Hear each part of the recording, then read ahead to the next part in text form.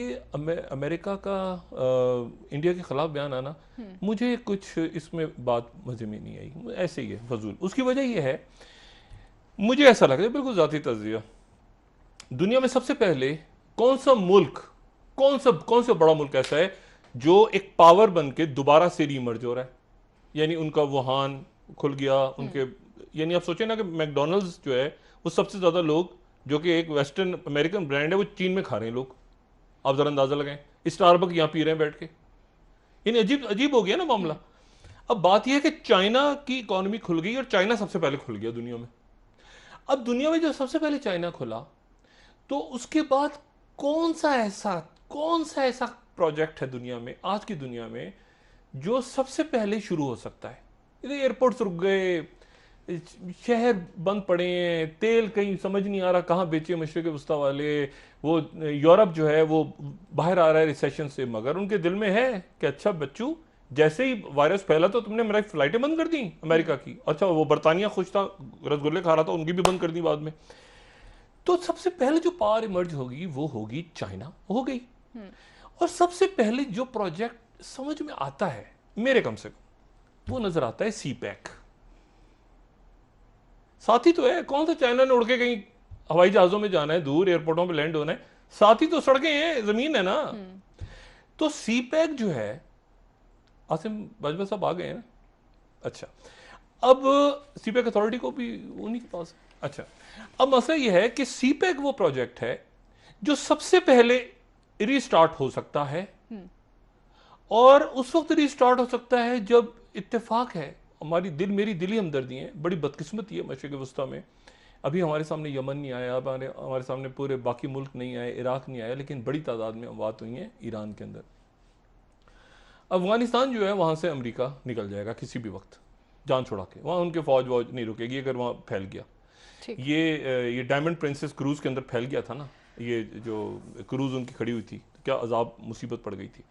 तो मुझे नहीं पता कि वो अपनी बेसिस पे कितना लोग रुकेंगे या नहीं रुकेंगे, लेकिन ये सी पैक जो है, ये वाहिद प्रोजेक्ट मेरी अकल में जो आती है बात, वो ये है कि ये शुरू होगा। और ये ज़हन में रखें कि सी पैक का एक हिस्सा गिलगित बल्तिस्तान और कश्मीर के ऊपर इसीलिए चाइना ने सबसे ज्यादा आवाज उठाई पाकिस्तान के साथ। जी बिल्कुल। अच्छा, अब मामला यह है कि जहां अमेरिका ने बहुत से मुल्कों को डंप किया है, सऊदी अरब के हवाले से भी डॉक्टर साहब एक लफ्ज होता है डंप कर देना, फेंक देना उठा के साइड पे।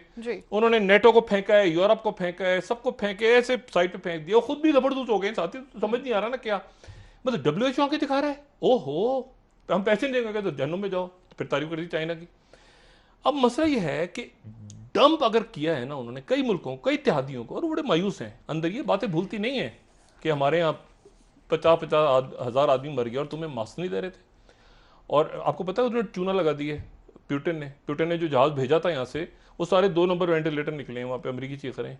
वो ये प्यूटन कह रहा है मैंने तो सही भेजे थे, ठीक, वो कह रहे हैं ये तो 2 नंबर है। वो भी कुछ सिंध हुकूमत वफाकी हुकूमत वाला खेल प्यूटन और वाशिंगटन के दरमियान चल रहा है हमारा।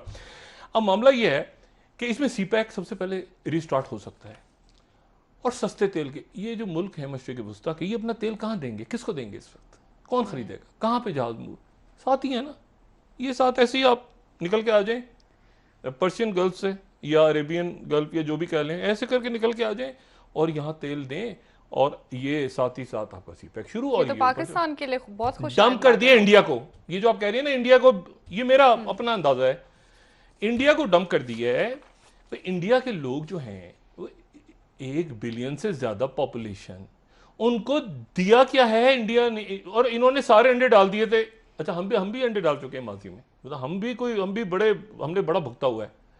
वो हेनरी किसिंजर सही कहता है कि जो है ना वो दोस्ती जो है वो ज्यादा खतरनाक है उनके साथ, अमेरिकन के साथ। अब मामला ये है कि पाकिस्तान इस दरमियान में, चाइना और अमेरिका से पाकिस्तान अपने आप को अलग करके अमेरिका की तरफ, चाइना की तरफ जा रहा था। सी पैक उसका बड़ा, इंडिया ने इस वक्त अपने सारे अंडे डाले हुए थे ट्रंप के लिए। और जब सबसे बड़ी मुसीबत आई है तो इंडिया क्यों अच्छा लगता है अमेरिका को, इंडिया के लोग, उनके रंग ज्यादा अच्छे हैं हमसे। मतलब क्या है, कंटेनमेंट ऑफ चाइना। जब उसका उन्होंने ये देख रहे हैं, वो इस वक्त जापान के हाथ से ना निकल जाए, कि साउथ कोरिया हाथ से ना निकल जाए, चाइना फुल निकल रहा है, रेड आर्मी याजूज माजूज है, निकल के हड़प करके एक मुल्क दूसरा मुल्क तीसरा मुल्क तैयार बैठे हैं।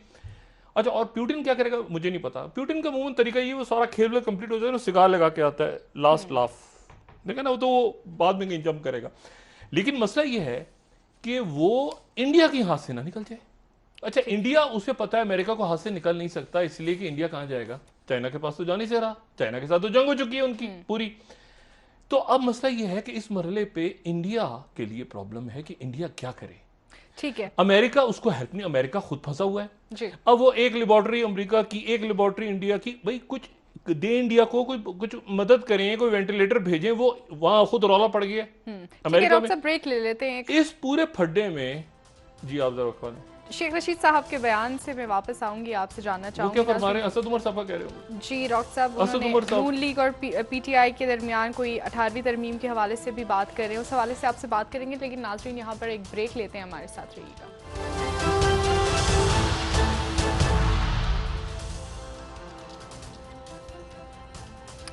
वेलकम बैक नाज़रीन। जी डॉक्टर साहब, शेख रशीद साहब के बयान से ही मैं वापस आना चाहूँगी। आज पीटीआई और नून लीग के दरमियान कह रहे हैं कि 18वीं तरमीम को ख़त्म करवाने के हवाले से बात चल रही है, और वो ये भी कहते हैं कि शायद नवाज शरीफ साहब की भी सज़ा मौतली के हवाले से कोई बात हुई।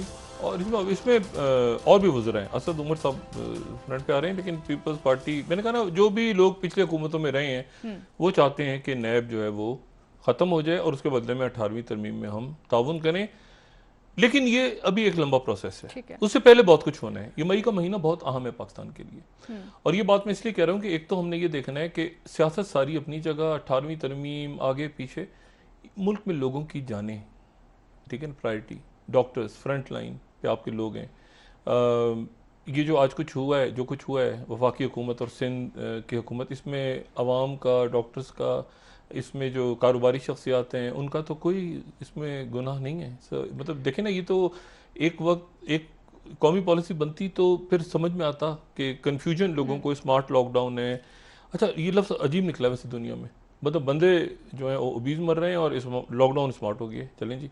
अच्छा, अब बात यह है कि अब इस पूरी सूरत हाल में पाकिस्तान के अंदर आने वाले दिन, ये एक महीना अल्लाह ताला खैरियत से गुजारे, और इसके अंदर वो जो 90% इकोनॉमी वाली बात की, वो बिल्कुल दुरुस्त है। वो इकोनॉमिस्ट जो है वो असल में लॉकडाउन को ख़त्म करने की फेवर में बात कर रहा है, वो कह रहा है इसके बगैर हम रह नहीं सकते, और वो बात बिल्कुल दुरुस्त है। कितने देर लोग रहेंगे, घरों पे लोग नहीं बैठ सकते ना लोग, आप, लेकिन लोगों को ये भी ध्यान में रखना है कि ये पीक के दिन है, ये वो दिन है जब एक महीना गुजर जाए, 15-20 दिन गुजर जाए, तो आपको बिल्कुल क्लियर आइडिया हो जाएगा कि हम कहाँ, हम सुकून से फिर आगे निकल सकते हैं। तो लोगों ने वही एहतियाती तदाबीर, मास्क पहनना है, सोशल डिस्टेंसिंग करनी है, मसाजिद में ज़बरदस्त लोगों ने, लेकिन सड़कों पे, गलियों मोहल्लों में ये जो रश शुरू हो गए हैं दोबारा, लोगों को अब लोग खुद जिम्मेदार, अब अपने समझा दिया, बता दिया। अब देखिए पुलिस के लोग भी उसमें, सिक्योरिटी फोर्सेस के लोग भी अब हो रहे हैं, बीमार हो रहे हैं, बाकी लोग, तो अब खुद लोगों ने देखना है, समझना है। दूसरी मैं बात आपसे ये जो करूं वो ये है कि पाकिस्तान में क्या ये सिस्टम सर्वाइव करेगा पोस्ट कोरोना? एक बड़ा सवालिया निशान है। पोस्ट कोरोना कोई एक लंबा प्रोसेस है, कोई इवेंट नहीं है। इसमें देखिए, मैं जो बात कह रहा हूं ना, कि सबसे पहले अगर कोई मुल्क निकल के आ गया दुनिया में तो चाइना है। इससे निकला है ना, खुल गया चाइना। अब चाइना जब खुल गया है और चाइना के डॉक्टर जा जाके दुनिया भर को बता रहे हैं, तो और उसके नतीजे में जो है, आपको पता है बहुत सारी जो चाइना के एलाइज हैं उनके पास ये टेलीफोन भी दूसरे आ गए हैं। वो जो कम्युनिकेशन के जो उनके अदारे हैं, उन्होंने दूसरे टेलीफोन दे दिए कि इन टेलीफोन पे बात भी ना करें, ताकि जो अमेरिकन सॉफ्टवेयर हैं और उनसे हट के। बात यह है कि चाइना इमर्ज होके आ गया। मैं जो बात कह रहा हूँ वो ये है, जो मेरा अपना अंदाज है, कि सबसे पहले कौन सा प्रोजेक्ट दुनिया में चल सकता है बड़ा? सीपैक। और सीपैक के लिए ना आपको कोई जहाज चाहिए कि जहाज आके उतरे, आपको सड़कों का है ना खेल सारा, और तेल सस्ता हो गया। अच्छा, अब इस मामले में कहीं पर मैं ये सोच रहा हूं कि अचानक इंडिया में इतना बड़ा क्राइसिस है, और हमारी दुआ है कि अल्लाह ताला इंडिया के लोगों को भी इस वबा से निकाले, सारी दुनिया को निकाले। जो बयान आया है ना उनका कि पाकिस्तान कोरोना वायरस के मरीज भेज रहा है कश्मीर में, मैंने कोई कमेंट नहीं दिया इस पर, लेकिन अब अचानक मुझे ख्याल आ रहा है कि ऐसा तो नहीं कि खुदा ना खास्ता कश्मीर में कोई कोरोना वायरस के चक्कर में कोई बड़ा कोई कत्लेआम करने का इरादा हो कि कोरोना वायरस देखिए पाकिस्तान ने तो फैलाया था और वहाँ पे लोग, तो ये एलओसी पे तलखी है। और ये देखें, ये जो बात की है ना, यानी मुझे बताएं कि पूरे इंडिया की हम बात कर रहे हैं, कश्मीर का कहीं जिक्र हो रहा है कि कश्मीर में क्या गुजर रही है लोगों पे? साल होने वाला है, साल होने वाला है लॉकडाउन। तो अब अचानक वो कह रहे हैं कि उस लॉकडाउन में जहां पे लोग बेचारे पता नहीं किस तरह जिंदा हैं उस मकबूजा कश्मीर में, वहां पे पाकिस्तान वायरस भेज रहा है। मुझे समझ नहीं आया, मैं फिर सोचता रहा इस पे, फिर मैंने कहा ऐसा तो नहीं कि वहां वायरस फैला के और कहें, क्योंकि वो डेमोग्राफी चेंज करने का आइडिया है अपनी जगह, एक बोगस आइडिया। जी। अब उसके नतीजे में अल्लाह ताला खैर करे कश्मीर में, लेकिन कश्मीर एलओसी भी हॉट है, हॉट होनी चाहिए। अफगानिस्तान में अमेरिका बिल्कुल, अमेरिका भागने के वो पहले निकल रहा था, वो कोरोना के दरमियान रुकेंगे वहां पे। तो बात यह है कि अब ये पाकिस्तान के लिए बतौर एक रियासत, हमारे सियासतदानों को, हमारी हुकूमत को, हमारे कायदीन को, हमारी